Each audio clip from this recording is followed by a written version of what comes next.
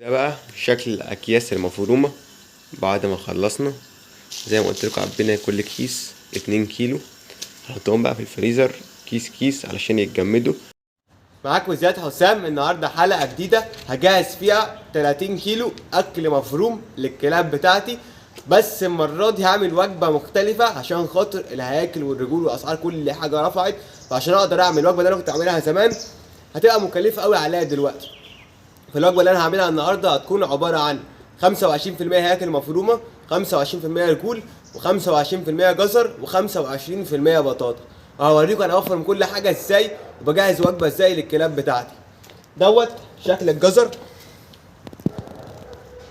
فرزه اول ما شاء الله جزر نضيف، يعني غسلته ونضفته كويس قوي. نفس الكلام البطاطا، ال 30 كيلو هيكون فيهم 7 كيلو ونص جزر، 7 كيلو ونص بطاطا، 7 كيلو ونص رجول، 7 كيلو ونص هياكل. ويلا نبدا الحلقه. ولو اي حد عايز عامه الاكل دوت انا بعمله لكلابي بس لو حد احتاج هسيب لكم رقم دلوقتي قدامكم على الشاشه، يكلمني على طول اجهز له الكميه اللي هو محتاجها في اي وقت ان شاء الله. بس اليومين دول الدنيا تقيله شويه في الشغل عشان خاطر المجازر والمحلات ما فيهاش، وفيها اخبار وحشه جدا عرفتها، بس عامل عنها حلقه مخصوص بسبب الهياكل والرجول والحاجات ديت.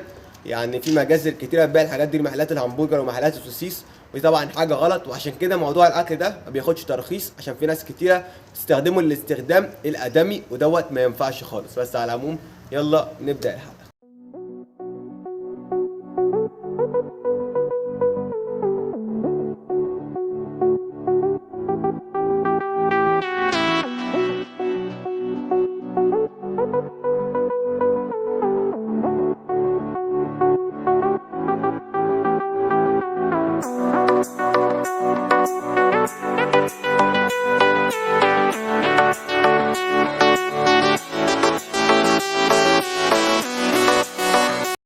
حاجة ابتدينا بيها بقى ان احنا قطعنا الجزر كده، يعني شلنا الحروف الكبيرة عشان الجزر كله ينزل في الزور بتاع المكنة على طول. ودلوقتي بقى هنبدأ نقطع البطاطا وننزل الهياكل والرجول ونبدأ نفرم. دوت بقى شكل البطاطا بعد ما بدأنا نقطعه، دوت شكل الرجول بعد ما تنطفت كويس. ديت الهياكل بقى، الهيكل ده عبارة عن الفخد بتاع تنظيف الشيش، في برضه نسبة فراخ كويسة طبعا مع الرقبة مع عظمة الصدر. نبدأ بقى نفرم، اوريكم شكل الحاجة دي بعد ما نخلص فرم، واحنا كمان بنعبيها في اكياس عشان نشيلها في الفريزر للكلاب.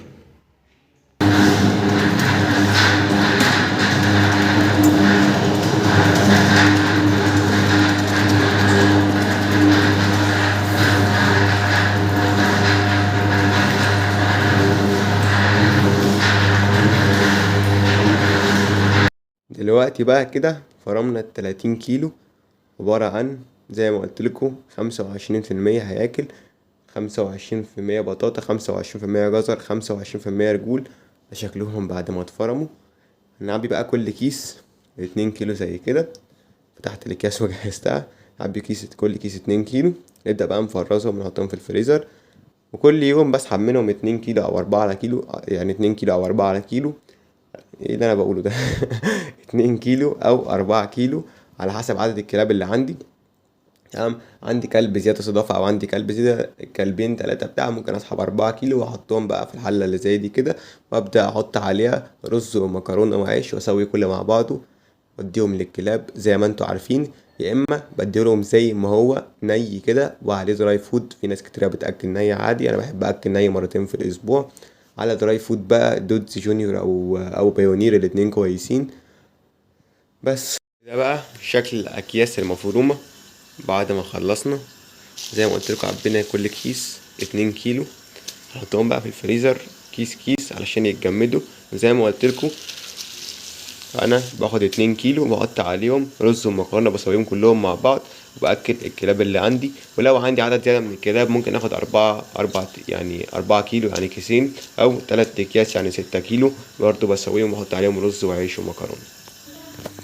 دوت شكل الاكياس في الفريزر.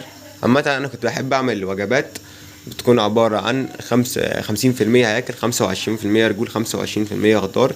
بس طبعا بعد ارتفاع الاسعار والحاجة اللي غليت والحاجة اللي مش موجودة، لان ما بعرفش اجيب هياكل خالص ولا رجول دلوقتي. ولو حد يعرف يجيب لي الكمية باسعار كويسة ممكن يكلمني او يبعت لي على طول. تمام. فعشان كده عملت بقى الوجبة دي مخصوص. دوت اكل برضو فريش، بس ده طبعا مستوي. ده عبارة بقى عن 50% رز وعيش ومكرونة، و30% هياكل مفرومة، و20% خضار. وسعر الوجبة من دي 23 جنيه، لا 25 جنيه. الوجبة ام 23 عبارة عن 30% هياكل ورجول مفرومة، و20% خضار، و50% كرب رز وعيش ومكرونة. دي ام 23 و25 اللي انا قلت لكم عليها، اللي هي 30% هياكل، 20% خضار، 50% كرب. في وجبة تانية سعرها دلوقتي 30 جنيه بس مش بعملها دايما، بعملها بالطلب. تكون عبارة عن 30% هياكل مفرومة وكرشة، ومعاهم 50% كرب رز وعيش ومكرونة.